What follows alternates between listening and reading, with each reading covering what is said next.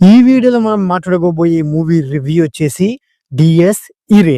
ఇదొక మలయాళం మూవీ. ఈ movie Jio Hotstar లో తెలుగు లాంగ్వేజ్ లో కూడా అవైలబుల్ గా అయితే ఉంది.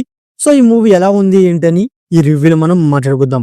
సో ఈ మూవీ యొక్క స్టోరీ గురించి సింపుల్ గా చెప్పాల్సి వస్తే, ఈ మూవీలో మెయిన్ రోల్ అయిన రోహన్. సో రోహన్ తన ఎక్స్ గర్ల్ ఫ్రెండ్ అయిన కని చనిపోయిందని తెలుసుకొని వాళ్ళ ఇంటికి వెళ్ళి వాళ్ళ ఇంట్లో వాళ్ళని పరామర్శించి వస్తాడు. వెళ్ళొచ్చిన తర్వాత రోహన్ తన లైఫ్ లో ఫేస్ చేసిన ప్రాబ్లమ్స్ ఏంటి అనేవి తెలుసుకోవాలి అంటే ఈ మూవీ చూడాల్సిందే. ఫస్ట్ ఆఫ్ ఆల్ మూవీ గురించి సింపుల్ గా చెప్పుకోవాల్సి వస్తే, స్టోరీ పాయింట్ బాగుంది. అది రొటీన్ గా ఉన్నా ఎలా ఉన్నా స్టోరీ పాయింట్ బాగుంది. దాని ఎగ్జిక్యూషన్ కూడా బాగుంది. బట్ మూవీ అనేది ఎక్కడ బెడిసి కొట్టింది అంటే, ఇది ఒక మలయాళం మూవీ కాబట్టి మలయాళం మూవీస్ అంటే ఆల్మోస్ట్ సాగదీసుకుంటూ వస్తారు.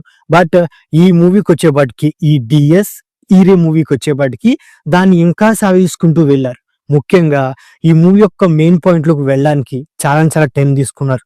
ఈ మూవీలో ఏమన్నా హై ఇచ్చే మూమెంట్స్ ఉంటాయా అంటే, ఇంటర్వెల్ పోర్షన్, క్లైమాక్స్ పోర్షన్, ఆ రెండు పోర్షన్స్ కోసం మిగతా మూవీ మొత్తం మనం పేషెన్స్ తో వెయిట్ చేస్తూ ఉండాలి.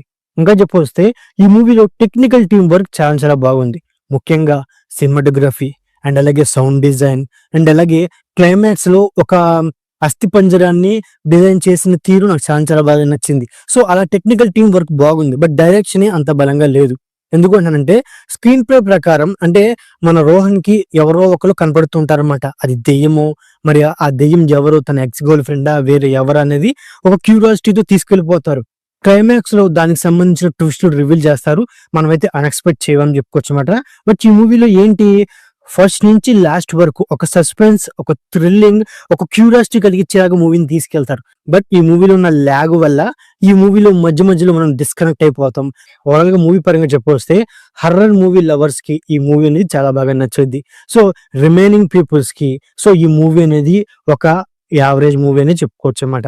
ఇక పర్ఫార్మెన్స్ విషయానికి వస్తే, రోషన్ క్యారెక్టర్ లో ప్రణవ్ మోహన్ లాల్ తన యాక్టింగ్ అనేది చాలా బాగుంది. ఫస్ట్ న్యాచురల్ గా ఉంది.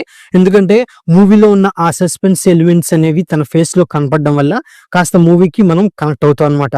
సో తన యాక్టింగ్ అనేది ఈ మూవీకి మెయిన్ పాజిటివ్. ఇక బ్యాక్గ్రౌండ్ మ్యూజిక్ కూడా ఈ మూవీకి మరో హైలైట్ అని చెప్పుకోవచ్చు అనమాట.